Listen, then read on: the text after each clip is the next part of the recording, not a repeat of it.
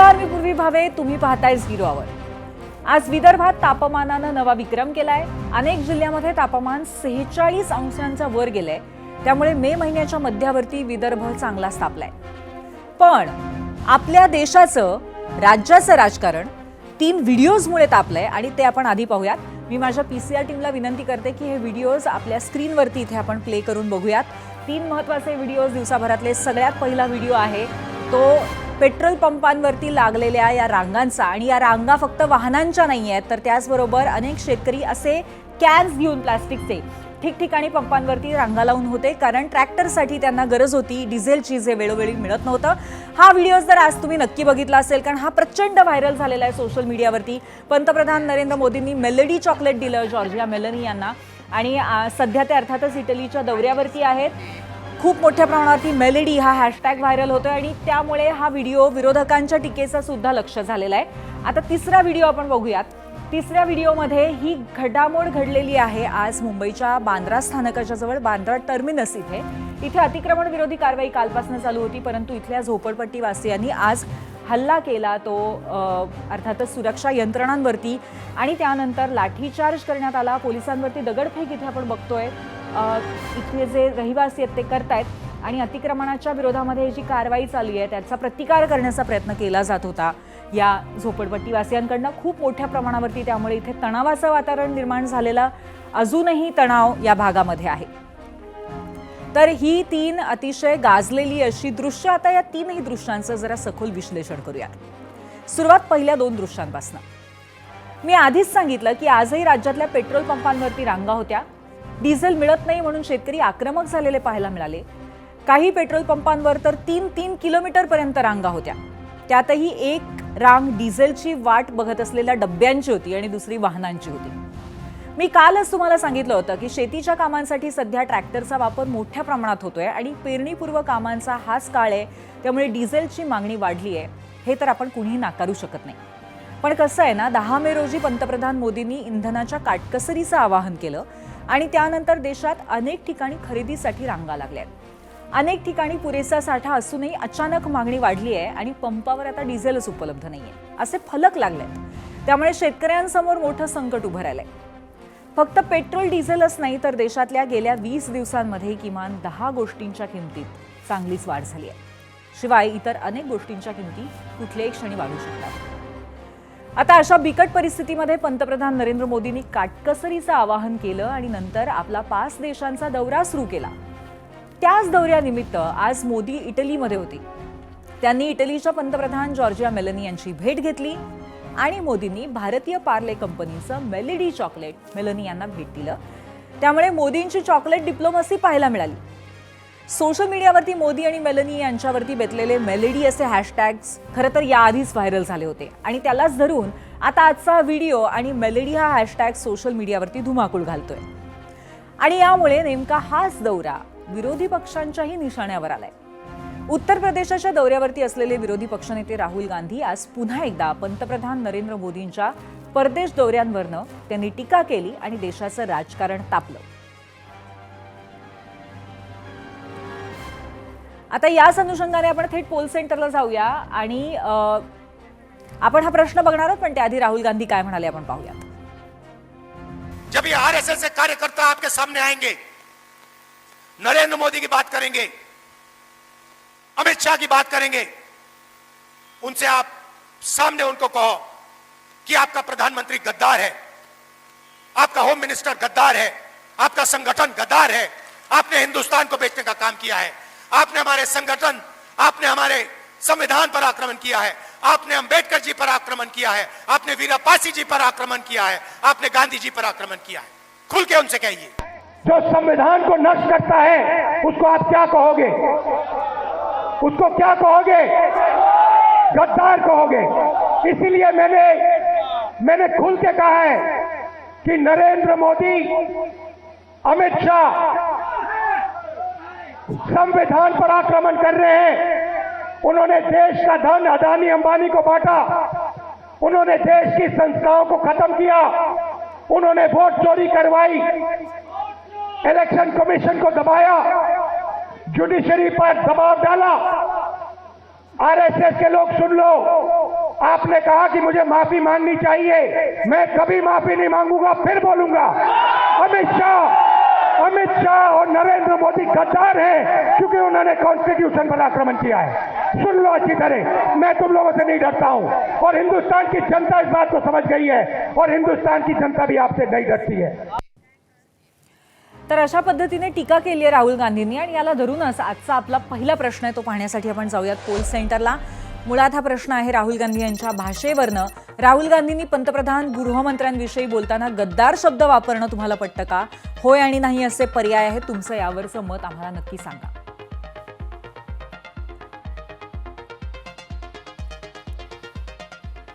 तर देशामध्ये आर्थिक वादळ येत असताना पंतप्रधान असे दौरे करत फिरतायत म्हणत राहुल गांधींनी टीका केली। ती भाजपच्या जिव्हारी लागली। खरं तर राहुल गांधींनी टीका करणं हा त्यांच्या राजकीय विरोधाचा भाग असू शकतो, पण लोकसभेच्या विरोधी पक्षनेत्यानं देशाच्या पंतप्रधानांचा उल्लेख एकेरी भाषेत करणं हा शिष्टाचाराचा भाग नाही, हेही तितकंच खरंय।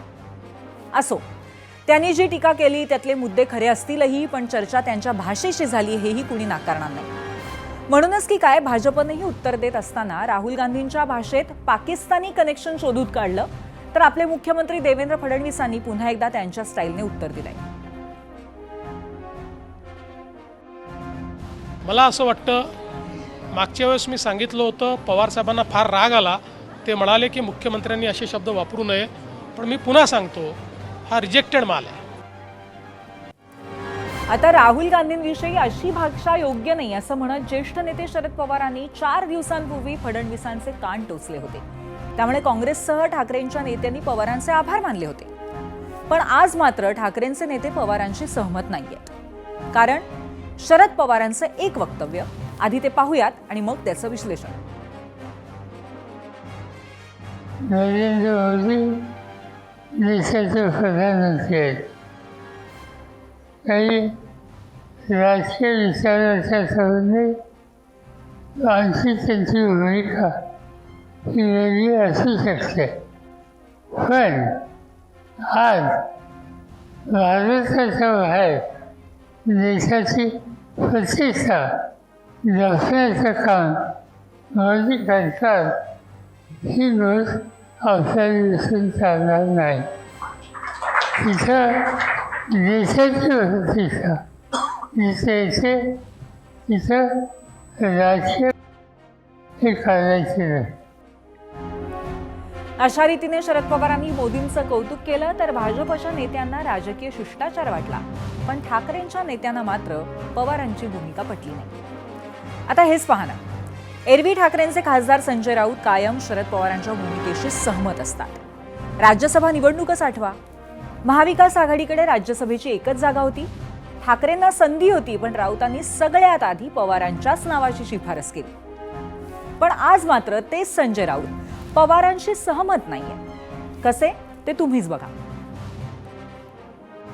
शरद पवार पंतप्रधानांचं कौतुक करतायत, ते म्हणतात की ते इतर देशांमध्ये जाऊन जगामध्ये जाऊन देशाची प्रतिष्ठा जपतायत, या बाबतीत राजकीय मतभेद असू नये। मी सहमत नाही, आम्ही सहमत नाही। शरद पवार पंतप्रधानांचं कौतुक करतायत, ते म्हणतात की ते इतर देशांमध्ये जाऊन जगामध्ये जाऊन देशाची प्रतिष्ठा जपतायत, या बाबतीत राजकीय मतभेद असू नये। मी सहमत नाही, आम्ही सहमत। आता संजय राऊतांचाच विषय आहे, तर आपण पुन्हा एकदा आपल्या मूळ विषयाकडे वळूया। तो आहे राहुल गांधींनी केलेलं विधान, देशातली महागाई आणि मोदींचे परदेश दौरे। आता संजय राऊत एका बाबतीत जरी शरद पवारांशी सहमत नसले, तरी मोदींच्या मेलोनी भेटीवरनं राऊत आणि शरद पवारांचा पक्ष एकाच सुरात बोलताना दिसला। ओ ती माय फ्रेंड, ओ माय फ्रेंड असं म्हटलंय त्यांनी, माय फ्रेंड मेलोनी। पण हेल्डिंग त्यांची फ्रेंड होऊ शकली नाही, मेलोनी त्यांची फ्रेंड आहे, या देशाची जनता त्यांची फ्रेंड होऊ शकली नाही। मोदी, मेलनी आणि मेलडी आणि जोरदार राजकारण हे काही इतक्यात संपणार नाहीये।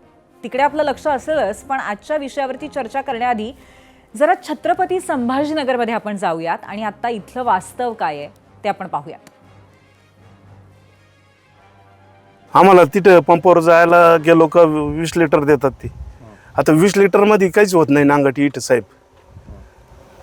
किती एकर नांगरटी करायची तुम्हाला आता? आम्हाला आता ही 5 एकर इथं क्षेत्र, ही डबल नांगरटी करावं लागते. ही गट्टे निघत नाही ते केळीचे, त्याच्यामुळे डबल नांगरटी करावं लागते ना. आता डबल नांगरटीला चिंगालाच तेल भेटा ना, तर मग डबलीला कसं नांगरायचं. आणि दुसऱ्याला 500-500 लिटर तेल देतात ते. आम्ही तिथं जातो तर ते संपलं सांगा ते. मग आम्ही रात्री तिथं पंपावर थांबवतो, झोपवतो. आलं तर मग 20 लिटर देतात ते. आम्ही ती केळी काढली आणि आता केळी काढून पण आम्ही वावर नांगरायला लागलो. वावर नांगरताना फक्त 1 बिघा नांगलं, आम्हाला मोजून 20 लिटर डिझेल भेटलं. त्याच्यात काय नांगरटी झाली नाही. ट्रॅक्टर आज ग्रस्त पडलेलं आहे, उभं झालेलं आहे. रात्र पेट्रोल पंपावर जागून सुद्धा फक्त 20 लिटर डिझेल मिळते. त्यासाठी माझी सरकारला अशी विनंती आहे का शेतकऱ्याला किमान 1 महिना डिझेल उपलब्ध करून द्यावी, तरच शेतकऱ्यांची वेळेवर 1 महिन्यात नांगरटी पूर्ण होईल. आज नांगरणीसाठी डिझेल पाहतोय तर डिझेलला भेटत नाही. पंजारा डॉगींनी तर मॅसेज दिला आहे का पाऊस आला आहे. तर आता काय करायला पाहिजे आम्ही? ते सरकारला हात जोडून कळकळीची विनंती आहे का होता होईन आम्हाला डिझेल उपलब्ध करून देण्यावर. तर ही छत्रपती संभाजीनगरमधली परिस्थिती आहे. आता शेतीची कामं सुरू असताना डिझेलची उपलब्धी नाही आहे, हे नक्कीच खरं आहे.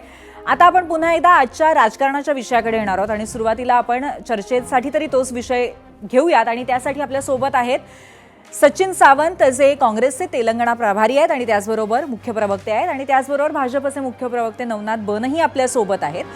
दोघांचंही मी स्वागत करते आणि सुरुवात सचिनजी मी तुमच्यापासून करणार आहे. सचिनजी, आज जे शब्द, जे उच्चार राहुल गांधींनी पंतप्रधानांसाठी देशाच्या वापरलेले आहेत, एका विरोधी पक्षनेत्याने पंतप्रधानांसाठी, ते या एकंदरीतच आपल्या संसदेतल्या शिष्टाचाराला, आपल्या देशाच्या संस्कृतीला आणि त्याचबरोबर ज्या पद्धतीने राजकारण चाललंय किंवा जी राजकारणाची आपण एक पातळी बघितलेली आहे त्याला धरून आहे असं तुम्हाला वाटतं का? कुठली पातळी? म्हणजे जी नरेंद्र मोदीजींनी गेल्या 12 वर्षामध्ये या देशाची राजकीय पातळी आणली त्याच्याबद्दल आपण बोलतोय का?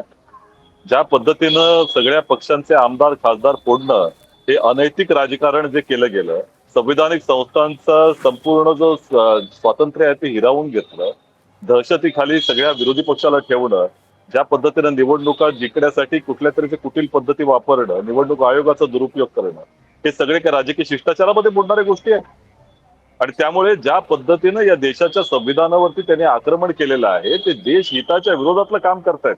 आणि आजही या देशाची अर्थव्यवस्था असेल, विदेश नीती असेल, देशाची एकंदरच स्थिती असेल, राजकीय, सामाजिक आणि आर्थिक, त्या सगळं यांच्या नेतृत्वाखाली कोलॅप्स झालेलं आहे. आणि आजच्या सगळ्यात महत्वाची बाब म्हणजे आज देश हित बाजूला ठेवून स्वहित आणि आपल्या मित्राचं हित सांभाळण्यासाठी देशाचं हित हे ते पूर्णपणे कुर्बान करतायत. बरं सचिनजी, हे तुम्ही आता म्हणताय ते गेल्या 12 वर्षामध्ये तुमच्या दृष्टीने जी राजकीय संस्कृती झालेली आहे त्या दृष्टीने तुम्ही म्हणताय, पण राहुल गांधींनी स्वतः मोहब्बत की दुकान असं म्हणत भारत जोडो यात्रा केलेली होती आणि त्यानंतर त्यांनी अशा पद्धतीने उच्चार कुठेतरी करणं, यामुळे त्यांच्यावरतीच, त्यांच्या अगदी निकटवर्तीयांवरनं किंवा त्यांच्या चाहत्यांकडनं सुद्धा टीका होते. त्याबद्दल तुम्ही काय म्हणाल? आज या देशात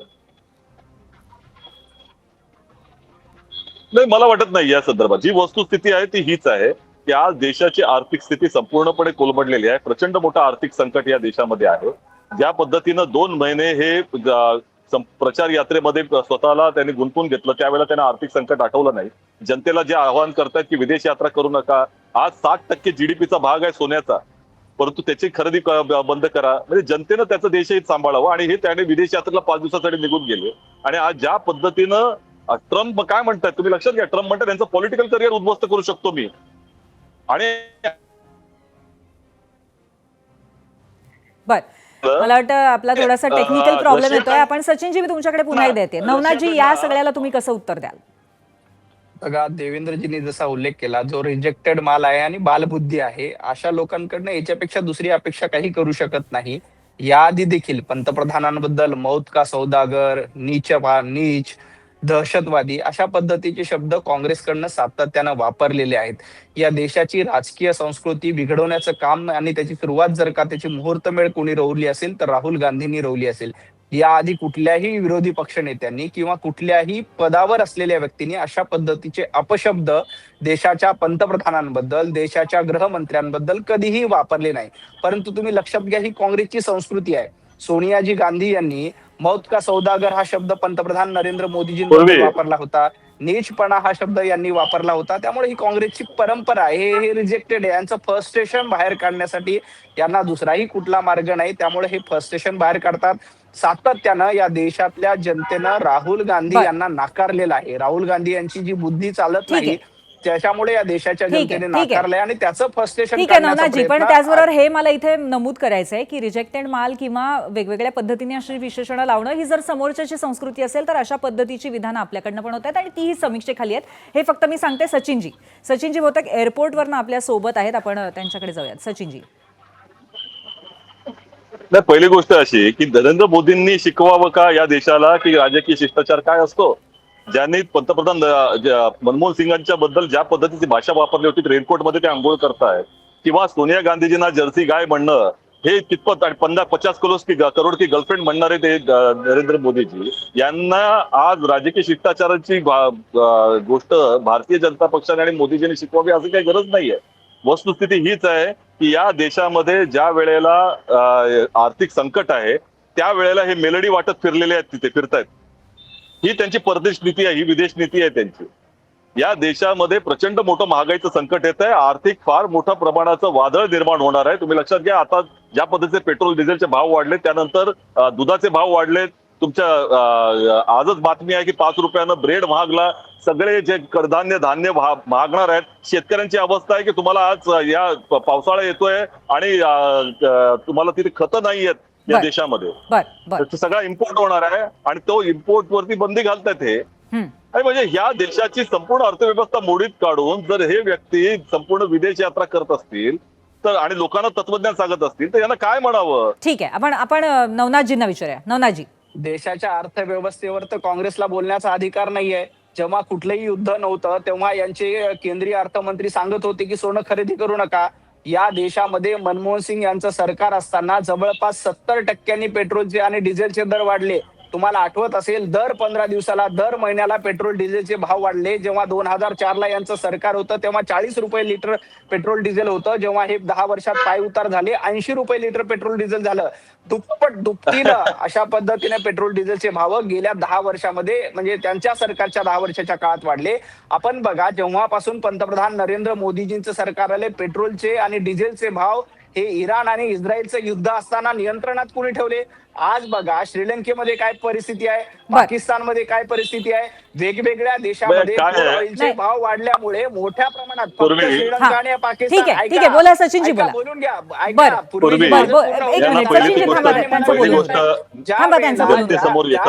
इराण आणि इस्रायलची परिस्थिती झाली त्याच्यानंतर अनेक देशामध्ये म्हणजे लंडन असेल, न्यूयॉर्क असेल, या सगळ्या शहरांमध्ये पेट्रोल डिझेलचे भाव मोठ्या प्रमाणात वाढले. परंतु पंतप्रधान नरेंद्र मोदीजींच्या नेतृत्वामुळे आपल्याकडे हे भाव नियंत्रित ठेवण्यामध्ये यश आले आणि पंतप्रधान नरेंद्र मोदीजी लंडनला फिरायला कुटुंबासोबत जात नाहीत. राहुल गांधी सारखं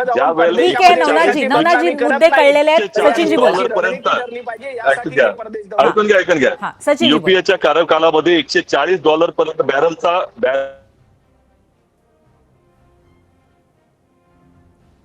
नाही. सचिनजींची पुन्हा एकदा कनेक्टिव्हिटी गेली आहे असं मला जाणवत आहे. यांची जनतेपासूनच यांची कनेक्टिव्हिटी राहिलेली नाही तर नेटवर्कची कनेक्टिव्हिटी अशीच होणार. बरं, ठीक आहे, आपण ते ऑनलाईन आले की त्यांच्याशी पुन्हा एकदा या संदर्भामध्ये डिबेट करूया. नवनाथजी, पण मला तुम्हाला असं विचारायचं आहे की आता टंचाई असताना किंवा अडचण असताना त्याचा सध्या इन्कार का केला जातोय सत्ताधाऱ्यांकडनं? कारण अडचण आहे ते स्पष्टपणे दिसतंय.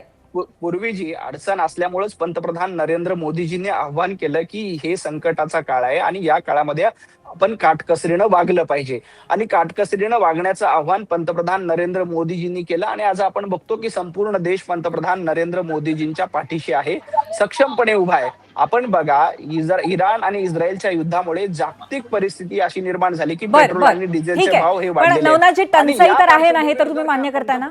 नाही, मान्य केली आणि पण त्यामुळेच पंतप्रधानांनी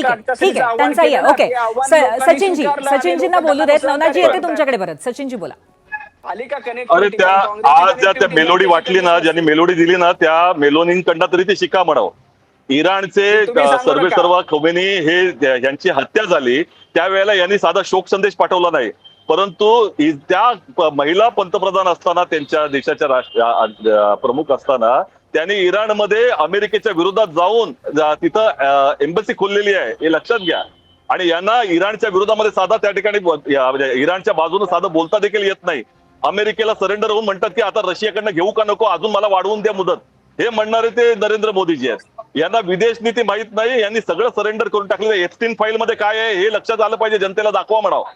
त्या अदानींचं आता जी केस जी त्या ठिकाणी ते आता रफादफा करण्याचा प्रयत्न चाललेला आहे ज्या पद्धतीनं, त्याच्या मागे कोण आहे हे लक्षात घ्या. आणि मग त्यावेळेला कळतं की देशामधलं हित तुम्ही त्या घाण टाकताय अमेरिकेच्या पायाशी. ठीक आहे, मी तुम्हाला पुन्हा एकदा पण विषयाकडे घेऊन येते की आता ज्या पद्धतीने आज राहुल गांधींनी उद्गार काढलेले आहेत, गद्दार म्हटलेले त्यांनी पंतप्रधानांना, हे बघता ते शिष्टाचाराला धरून आहे का नाही असा प्रश्न साहजिकच मनात येतो. पण त्याचबरोबर जागा आणि टायमिंग सुद्धा याचं खूप क्वेश्चनेबल आहे, कारण या अनुषंगाने फक्त राजकारण सत्ता करायचंय का विरोधकांना, असाही प्रश्न निर्माण होतोय. अरे ज्या विषयावरती तुम्ही आज लक्षात घ्या, देशामध्ये आर्थिक संकट आहे, पेट्रोल डिझेलचे भाव मोठ्या प्रमाणामध्ये वाढत आहेत, महागाई वाढणार आहे, अशा अत्यंत गंभीर विषयावरती पार्लमेंटमध्ये चर्चा करून दिली जात नव्हती, हे लक्षात घ्या. पार्लमेंटमध्ये चर्चा मागितली विरोधी पक्षानं, केली का? मग कुठल्या प्लॅटफॉर्मवर बोलताय? जनतेच्या प्लॅटफॉर्मवर जाऊन बोलणार ना, जनतेसमोरच जाऊन बोलणार या गोष्टी. आणि जी वस्तुस्थिती आहे तेच सांगतायत की आज या देशामधलं शेतकऱ्याचं हित आहे ते देखील अमेरिकेला घाण टाकण्याचं काम त्यांनी केलेलं आहे मोदीजींनी. अशा पद्धतीची भाषा वापरल्यामुळे या प्रश्नाचं गांभीर्य कमी नाही का होणार? आणि त्याचबरोबर त्या गांभीर्य कमी होत आहे हे सर्वसामान्यांनाही कुठेतरी कळेल. प्रश्न असा आहे की आरसा दाखवण्याचं काम करतायत राहुल गांधींनी. 9 मार्चला सांगितलं होतं त्यांनी देशामध्ये आर्थिक संकट आहे, मोठ्या प्रमाणामध्ये वादळ येणार आहे. त्यानंतर हे 2 महिने पंतप्रधान नरेंद्र मोदीजी प्रचार यात्रा करत बसले देश पातळीवरती. 5 राज्याच्या निवडणुकांमध्ये त्यांना आर्थिक संकट आठवलं नाही. हे देशाची त्या ठिकाणी त्या संदर्भामध्ये देशाच्या जनतेची दिशाभूलच करण्याचं काम केलं ना त्यांनी. तुम्ही संपूर्णपणे त्या ठिकाणी रोड शो करताय, लोकांच्या समोर जाताय, हजारो लाखो लिटर पेट्रोल डिझेल जातंय आणि सामान्य माणसाला सांगताय तुम्ही की तुम्ही वापरू नका.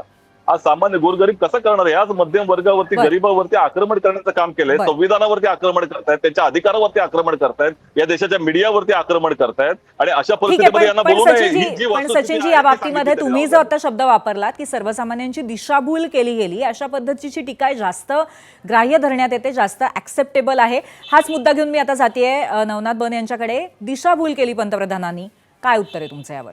दिशाभूल करण्यामध्ये काँग्रेस नंबर 1 आहे. काँग्रेसचे नेते राहुल गांधी नंबर 1 आहेत. या देशाची दिशाभूल करण्याचं काम सातत्याने केलंय. विदेश नीतीबद्दल कोण बोलतंय? ज्यांची पार्टी विदेश नीतीवर चालते, ज्यांची पार्टी विदेशी लोकांकडनं चालवली जाते, अशी विदेश नीती भारताला शिकवणार का? यांची विदेश नीती काय आहे या देशाने बघितलेली आहे. म्हणूनच काँग्रेसला रिजेक्ट करण्याचं काम या देशातील जनतेनं एकदा, दोनदा नाही तर 3 वेळेला केलं. राहिला मुद्दा पूर्व सूचना 2 महिने आधी देता आली असती का नसती? माझं ऐकून घेणार का नाही? तुम्ही मला 10 सेकंद देतायत आणि बरं ठीक आहे, बोला 40 सेकंद देतात. ही पद्धत योग्य नाही. माझं ऐकून घ्या आणि मग बोलू द्या. ज्या पद्धतीनं विदेश नीतीच्या गप्पा करतायत यांना विदेश नीतीवर बोलण्याचा अधिकार नाही. राहिला प्रश्न देशातल्या आर्थिक संकटाचा आणि पेट्रोल डिझेलच्या टंचाईचा. पंतप्रधान नरेंद्र मोदीजींनी स्वतः येऊन आव्हान केलं, काटकसरीनं वागण्याचं सांगितलं आणि या देशामध्ये इराण आणि इस्रायलच्या युद्धानंतर अनेक देशामध्ये भडका उडाला, लॉकडाऊन लावायला लागलं. पण ती परिस्थिती आपल्याकडे आहे का? आज आपण बघतो की पेट्रोल आणि डिझेलच्या किमती सुद्धा मर्यादित ठेवण्याचं काम पंतप्रधान नरेंद्र मोदींच्या नेतृत्वात झालं. आपण इतर देशाची, इतर कुठल्याही विकसनशील देशाची तुलना केली किंवा विकसित देशांची तुलना केली, त्यांच्यापेक्षा स्वस्त पेट्रोल डिझेल आज आपल्याकडे आहे. त्यामुळे काँग्रेसने पेट्रोल डिझेलच्या बाबतीत भारतीय जनता पार्टीला किंवा पंतप्रधान नरेंद्र मोदीजींना शिकवण्याची गरज नाही. नवनाथजी, आता माझ्या प्रश्नाचं तुम्ही कृपया उत्तर द्या की ही सूचना, पूर्वसूचना आधीच देता आली नसती का? काटकसरी संदर्भातली सर्वसामान्यांना पंतप्रधानांनी ती आधी का नाही दिली? आज योग्य वेळी दिली, तेव्हा लोकांना सांगायची गरज होती. त्यावेळेला पंतप्रधान नरेंद्र मोदीजींनी जनतेला आव्हान केलं आणि जनता मोदीजींच्या सोबत आहे. जनता त्या आव्हानांना पाठिंबा देते, मोठ्या प्रमाणात जनता सहकार्य देखील करते. आता टंचाईचा काही प्रश्न निश्चितपणे महाराष्ट्रातल्या ग्रामीण भागामध्ये निर्माण करण्याचा प्रयत्न केलाय.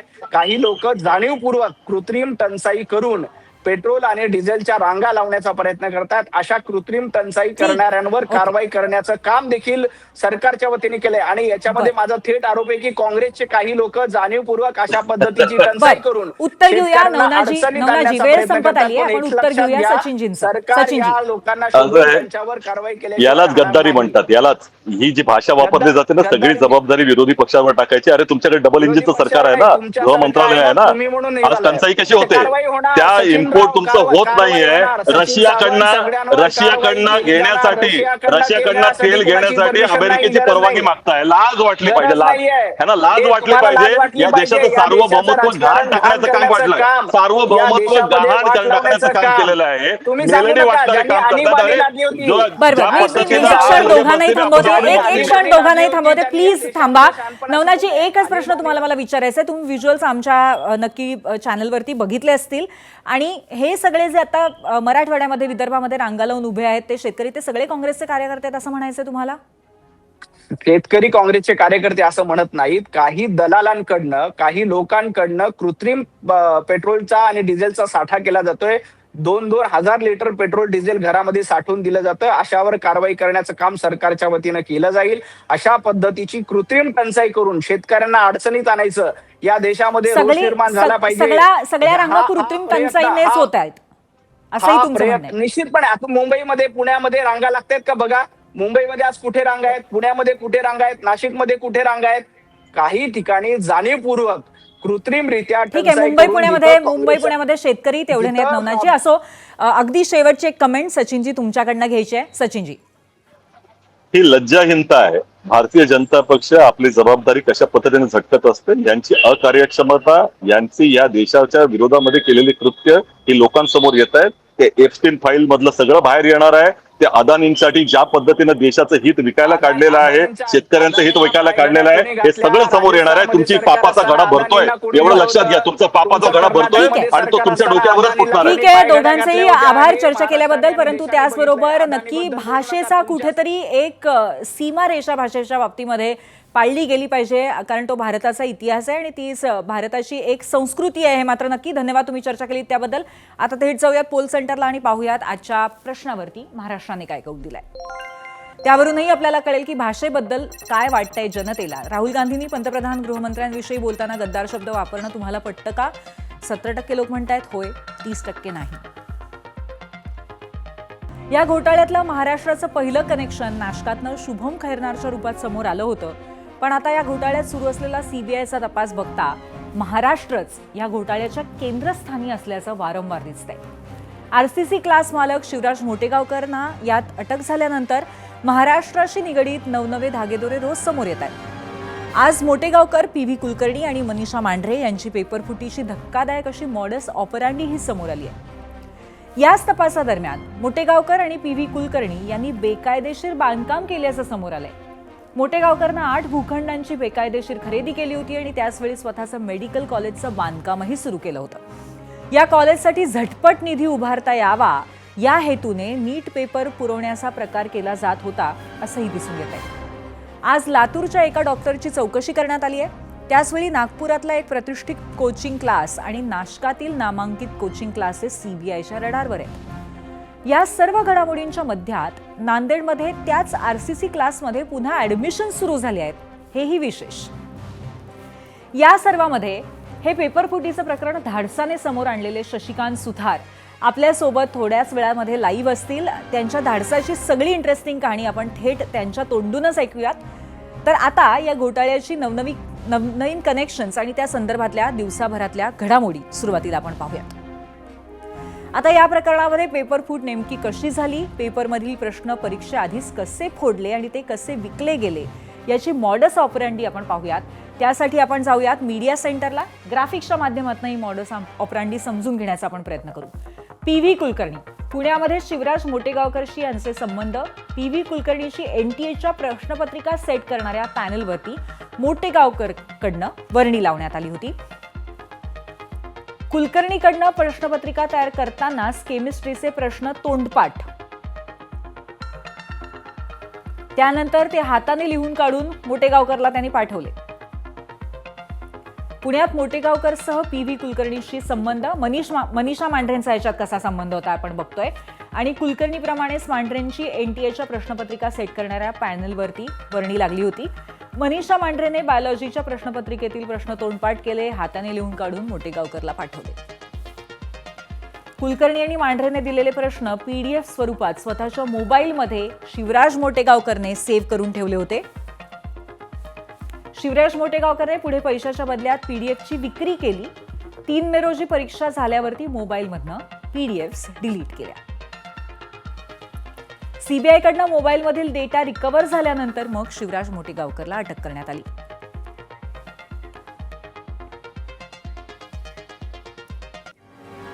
आणि नीटची पेपर फूट मोठ्या धाडसाने बाहेर आणणारे शशिकांत सुधार आता आपल्या सोबत आहेत. आपण त्यांच्याशी गेस्ट सेंटरला जाऊन आधी त्यांचं स्वागत करूया आणि त्याचबरोबर त्यांच्याशी चर्चा करूया. शशिकांत जी, एक तो मैं शुक्रिया अदा करना चाहती हूँ आपका, सारे हार्ड वर्किंग जो स्टूडेंट्स होते हैं पूरे देश में, उनकी तरफ से, और जो भी सच्चाई से एजुकेशन लेना चाहते हैं उनकी तरफ से आपने बहुत ही कमाल काम किया है. लेकिन सबसे पहला सवाल है कि इस लीक के बारे में आपको पता कैसे चला था, इसकी भनक आपको कैसे लगी? मैम, जब 3 तारीख को ये पेपर हुआ था, पेपर होने के बाद मैंने और मेरे स्टूडेंट्स ने मिलकर पेपर का एनालिसिस किया. उनके कुछ डाउट्स है वो सोल्व करने के बाद जब मैं घर पे पहुंचा तो मुझे मेरे जो मकान मालिक हैं उन्होंने एक वायरल PDF दिखाकर ये पूछा कि इसमें कोई क्वेश्चन ऐसा है क्या जो पेपर में आया हो, क्योंकि उनको भी नहीं पता था और वो एक काफी वायरल PDF थी. उनके पास भी मैनी टाइम्स फॉरवर्डेड उस पे लिखा आ रहा था, तो उनको भी लगा कि काफी वायरल है. तो ऐसे उन्होंने देखते हुए उत्सुकताजनक ये बात पूछी मुझसे. तो जब मैंने उस PDF को चेक किया तो उसमें 104 क्वेश्चन थे टोटल, जिसमें से स्टार्टिंग के 29 क्वेश्चंस पेपर में से मैच नहीं कर रहे थे. लेकिन देन आफ्टर जो 1 to 45 क्वेश्चन थे वो हूबहू मैच कर रहे थे हमारे नीट के पेपर के साथ. तो ये देखकर फिर मुझे भी शौक लगा कि सर ऐसे कैसे हो सकता है, कोई ये पहले प्रिडिक्शन कैसे कर सकता है कि ये क्वेश्चन आएंगे अगर ये गेस्ट पेपर है तो जी. और सारे के सारे क्वेश्चन आएंगे, ये कैसे प्रिडिक्ट हो सकता है. 2-4 क्वेश्चन का मिलना तो फिर भी अपने को रास आता है, बिल्कुल, लेकिन सारे क्वेश्चंस का मिलना रास नहीं आता है. ऐसे ही फिर मैंने उनसे बायोलॉजी की PDF भी ली और बायोलॉजी की PDF मेरे कलीग को दिखाई. उन्होंने उसको एनालिसिस किया तो उन्हें पता चला कि बायोलॉजी में PDF में लगभग 300 प्लस क्वेश्चंस हैं, जिसमें से 90 क्वेश्चन जो हैं वो हूबहू मैच करते हैं नीट के पेपर के साथ. तो उस टाइम हमने फैसला लिया कि ये तो एक मतलब लीक जैसा मामला हो सकता है, संगीन मामला हो सकता है.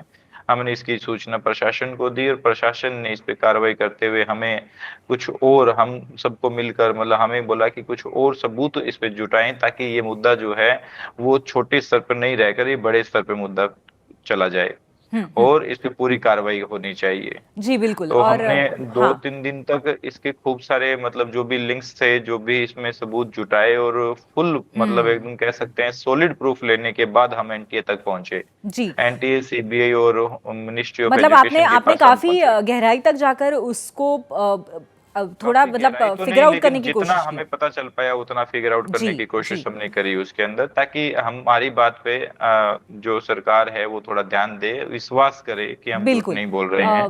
जी. और आपको रिस्पांस सुरक्षा यंत्रणाओं की तरफ से बहुत अच्छे से मिला था, मतलब NTA तरफ से और पुलिस और ये बहुत फास्ट ट्रैक मतलब इस पे काम हुआ है. मेरे मेल के 2-3 घंटे बाद ही NTA से खुद श्री अभिषेक सिंह जी का फोन आ जाता है. वो मुझसे पूरी घटनाक्रम के बारे में जानकारी लेते हैं, जो भी प्रूफ हमारे पास थे उनके बारे में जानकारी लेते हैं और फिर 4 से 5 घंटे बाद जो है वो दिल्ली से सीकर जो है वो इन्वेस्टिगेटिंग टीम पहुंच जाती है.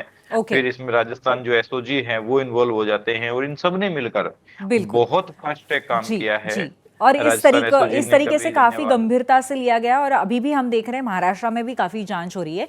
अच्छा, अभी आप आज हमारे शो पे लाइव आने वाले हैं, ये हमने सोशल मीडिया पे हमारे दर्शकों को बताया था और उनमें से कुछ लोगों ने कुछ सवाल भेजे हैं. उसमें से एक सवाल मैं आपसे पूछती हूँ. वर्ष 2023 से 2026 के दौरान नीट की परीक्षा में 700 से अधिक अंक प्राप्त करने वाले विद्यार्थियों की क्या निष्पक्ष जांच होनी चाहिए, आपको क्या लगता है? नहीं मैम, जांच मतलब ऐसा है कि 700 प्लस ये जो पेपर, मैं ये कहूँगा कि 2025 में जो पेपर था और मतलब जो 24 का जो पेपर था और जो 2026 का जो पेपर था, इसमें जरूर ये पॉसिबल था कि भाई 720 में से 720 लाए जा सकते थे। जैसे 2024 के पेपर की अगर मैं बात करूं तो उस पेपर में ऐसा था कि एक तो उनको मतलब कुछ क्वेश्चंस एक्स्ट्रा मिल रहे थे बच्चों को। जैसे उसमें से 15 क्वेश्चन मतलब 20 क्वेश्चन अलग मिल रहे थे, 20 में से 50 नहीं करने होते थे उनको, और 30 क्वेश्चन जो थे वो लो लेवल के मिल रहे थे एक सब्जेक्ट के। तो उन 20 क्वेश्चन जो एक्स्ट्रा मिल रहे थे बच्चे को, उसमें से उसको छंटनी करना आसान हो जाता है। उस पेपर में मैं ये कह सकता हूँ कि 720 आउट ऑफ 720 लाना पॉसिबल था। लेकिन 2025 का पेपर देखिए आप, हमारे ही कोचिंग से मतलब जो टॉपर था महेश कुमार, वो मेरे ही शहर से था और मेरे ही कोचिंग से था जहाँ पे मैं पढ़ाता हूँ, है ना। तो वो बच्चा 86 नंबर ला पाया, 686 इसका मतलब है 686 नंबर। हर चीज को क्वेश्चन करने की जरूरत नहीं है, ये भी हो सकता है कि हाँ बिल्कुल 720 नंबर लाना तभी पॉसिबल था पीछे, जब ऐसा था कि पेपर में टाइम ज्यादा मिलता था। एक तो 20 मिनट का टाइम एक्स्ट्रा था और एक उसके बाद सिलेक्शन के लिए क्वेश्चंस थे। तो 20 क्वेश्चन में से 15 क्वेश्चन करने पड़ते थे, बच्चा सेलेक्ट कर लेता था और पेपर का लेवल भी पहले कुछ ज्यादा नहीं आया करता था। तो उसमें इजी था ये। ठीक है। अच्छा, तो राहुल भांबे जी ने पूछा था ये सवाल कि क्या 23 से लेकर 26 तक के बीच के सारे क्वेश्चन पेपर्स या सारे टेस्ट की जांच करनी चाहिए। और दूसरा जो सवाल है नंद कुमार भोसले इन्होंने पूछा है, तो रिटायर्ड होते हुए भी प्राध्यापक एनटीए के पेपर सेटिंग में क्यों और कैसे होते हैं? क्या एनटीए भी इस स्कैम में शामिल हो सकता है? आपको क्या लगता है? मैम, हमारा देश, मेरे ख्याल से मैं जहां तक सोच पाता हूँ, मेरा देश जो है वो ज्यादा लगने से चलता है कि मुझे क्या लगता है ना, आपको क्या लगता है। और देश कभी लगने से नहीं चल सकता, कोई एजेंसी जो है वो लगने से नहीं चल सकती। अगर मैं ये कहूंगा कि एनटीए ने उनको अपॉइंट किया है तो उनमें कुछ क्वालिटी उस टाइम देखी होगी, उनकी एजुकेशन देखी होगी, उनका एक्सपीरियंस देखा होगा।